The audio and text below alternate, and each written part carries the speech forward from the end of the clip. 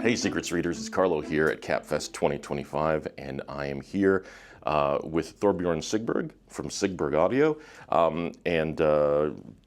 this has been the first time I've had a chance to listen to his speakers, particularly the Manta, hooked up with a pair of 10D subwoofers. And Thorbjorn, thank you for taking the time. Yeah, really appreciate it. So your speakers are sort of a new discovery for me, but I know you guys have been around for at least a little while, right? Yeah, 5-6 years now. Okay. Yeah. This is our first time in the US showing them off. Excellent, excellent. Yeah. Spoiler alert, I love the way speakers and subs sound. So, I mean, killer job on the engineering and the overall sound quality. Could you tell me a little bit about your company and how you sort of got started? Mm-hmm.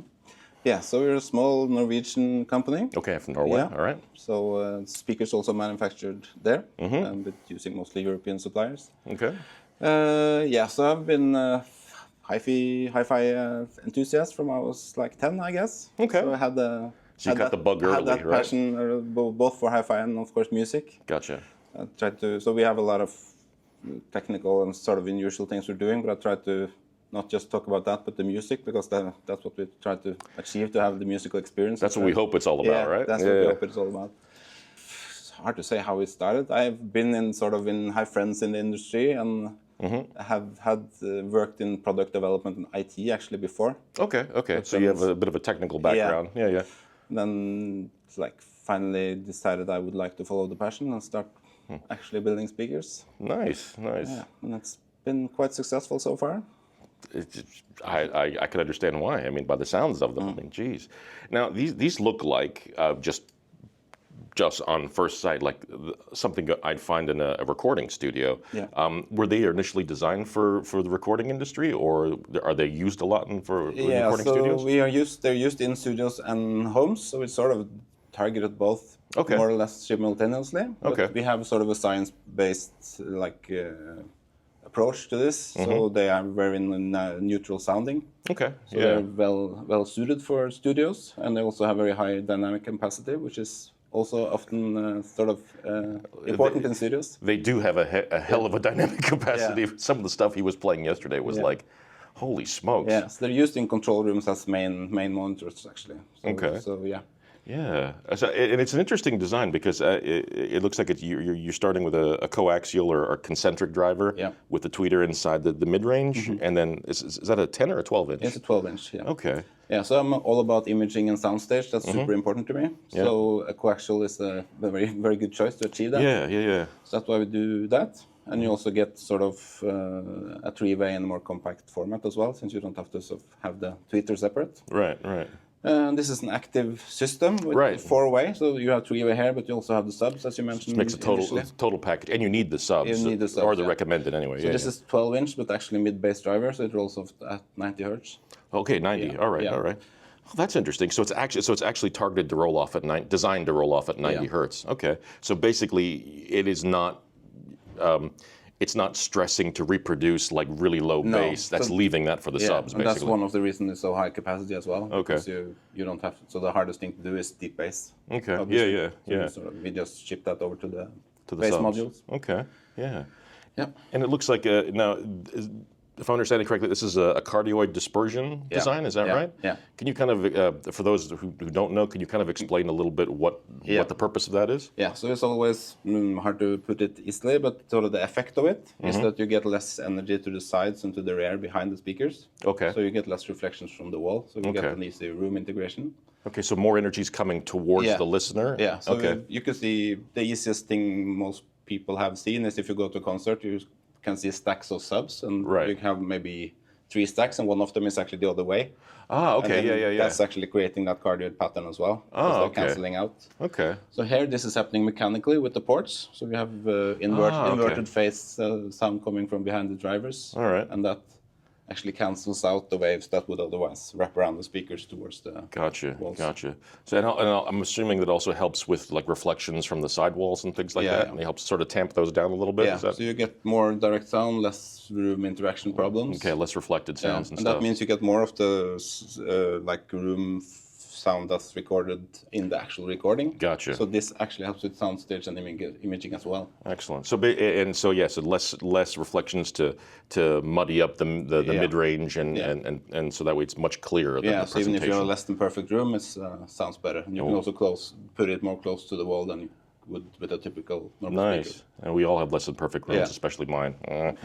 So you often have C dips between like 100 and 300 hertz, and that's less present here. Oh, excellent. Okay.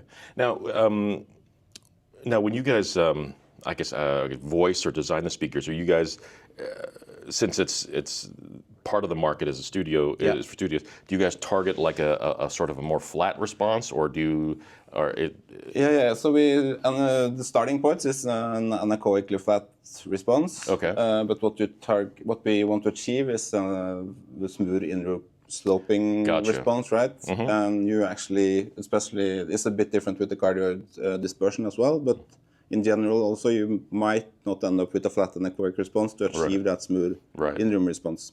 So all our speakers have a little more energy in the lower mid-end, like from 100 to 500. So kind of like a similar idea as a Harman curve, but not maybe exactly. You're sort of targeting something like that. Okay. Both in the studios and at home actually. All right. So and that added mid bass again sort of fixes that 100 to 300 where you're often lacking a bit of energy in an actual room. Okay. Yeah. So they're not like super analytical that some studio monitors are. They're actually like full and rich and natural musical sounding. Yeah, that's the one thing I noticed sitting in here during the demo. Was like, these are really musical. I mean, my personal taste is I tend to like coaxial design speakers, and so the sound was very appealing to begin with, but. Yeah, it was very musical. It wasn't. I've had studio monitors in for review, and it's like very flat. And this is so different. That's an important point because we have they're used in like great studios, but that's from a marketing perspective, it's sort of a double-edged sword because some think about studio monitors and they think about like analytical harsh flat. Right. But that's not the sound at all. No, yeah. So it's just sort of a joke that we're not bringing the studio sound to the home. We're actually bringing really good high-end home audio sound to the studio. Okay, that's kind of it's nice. It's nice for a change to get them, switch things around a little bit. Because after all, the studios also want good translation to the home, right? So, that's what you'd hope, right? Yeah. And we also want really high resolution, but I don't want it to be harsh or fatiguing over time. Right. Because that's obviously also important. When you're using it as a tool in a studio, you might maybe sit there for 12 hours, right? Yeah. You don't want like a harsh tweeter. Oh yeah, actually, I can imagine as an engineer sitting in front of a pair of monitors for hours on end. Yeah, you probably go nuts. And it's easy to get tired. And of course, at home as well, you want to listen to your favorites that may not be perfect recordings, but it's your favorite music, right? Yeah, that exactly. Has to still work. Exactly. Yeah. So being an active design, you were saying, I think it's Hypex amplification you guys use. Yes, Hypex. So how much power per speaker? Yeah, so it's 600 watts per speaker. 600 three watts. Individual modules, one per driver. Very nice. Yeah. All right, man, excellent. So basically, it's like plug and play for the most part, and there's DSP involved, so that does all the crossover stuff and everything. That's digital. Yeah. Okay, and adjustments for parametric EQ and that sort of thing. Yeah, that's also built in. Okay. Analog EQ, and even though it's a system with subs, it's also still very easy to set up. You can just use XLR from a traditional preamp. Okay. You don't need sub outs because they're connected via the speakers. All right. Is there? I know some speakers like this, active speakers like this, have like software and stuff that you can mess around with. Is that the same here, or no? Is it just strictly dials on the back and? Yeah. So you have software to do the parametric EQ, and you can switch from auto detect or have different so a lot of active subs, often you struggle with auto detect and things like that. You can do the sensitivity and internal gain and all kinds of things, but you don't have to sort of mess with all of that if you don't want to. You can just use it as an... Gotcha. Think of it as a speaker with a built-in power amp and not get fancy if you don't want to. And not go too deep into the weeds because you really don't have to. And here at the show, we've got a lot of good feedback, and there's no EQ. We just set it up well in the room as best as we can, and some acoustic treatment. Nice. So the bass isn't perfect. We Well, maybe should have used EQ, but it's good to say that, okay, this is actually out of the box. It never is in hotel rooms at a show. I mean, it's just like, yeah. But no, I mean, the sound in here I thought was really enjoyable, and I've heard rooms that have really. There's definitely bass resonances, and I don't get that so much in here. I mean, it sounds like a good foundation. That's one of the benefits with the system where the sub is doing the bass. Then we can actually play with placement, right? Right. So you can have speakers where they image the best and put the bass where that works the best. Cool. And actually, touching on the subs, because we've talked a lot about the speakers. So the subs are the 10Ds. It's a pair of 10-inch drivers in them. Is that it? Mm-hmm. Okay, both active. Yes. Okay, nice. And they're fairly small sized. I mean, they're not huge or anything like that. No, they're quite compact. So all we do is like design for music first. So they're not huge and there's like super bottom end for home theater. If you have a dedicated home theater, you should probably buy large ported subs or something, right? Right. But these are equivalent to basically a 15-inch sealed all the way down to at least 30 hertz. Okay. And they go flat to 20 hertz and below in room. Very nice. Yeah. They sound like it in here, that's for sure, yeah. So these aren't the only speakers you guys make. I think you also have a smaller... Yeah.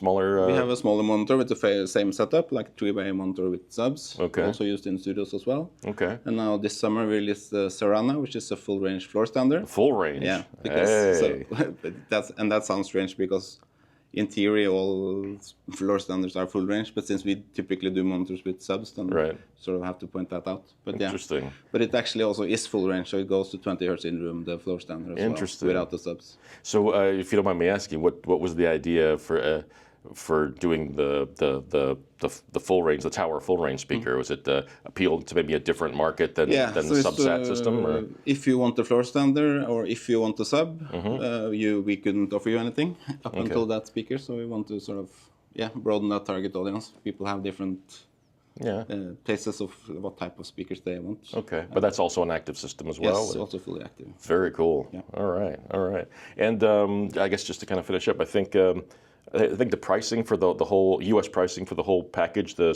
Mantas and the subs, I think was like 32 or something like that. Yeah, 31. 31. Something like that. Yeah. Okay, 31K basically. So for 31K for a kick-ass, amazing setup. That's essentially, you hook up a source and that's it. Because right now you guys are just using, I think, a Grim streamer, and that's Grim MU2, and that's it. And it's like fantastic music. Could someone hook a turntable up to this? Well, if you're using a preamp, you could use a traditional preamp with just XLR out, and then you could of course have any type of source behind that. Very cool. Yeah. Awesome. This is great. Amazing speakers. And of course, I have to mention our dealer now, Dreamscape. Yes, absolutely, of course. So they're both servicing and the dealer. Very nice. Yeah. So contact them if you're interested. Very cool. Very cool. Thorbjorn, thank you so much for the time, man, and really appreciate it. And kick-ass speakers, man. Awesome. Thank you so much. Thanks for having me.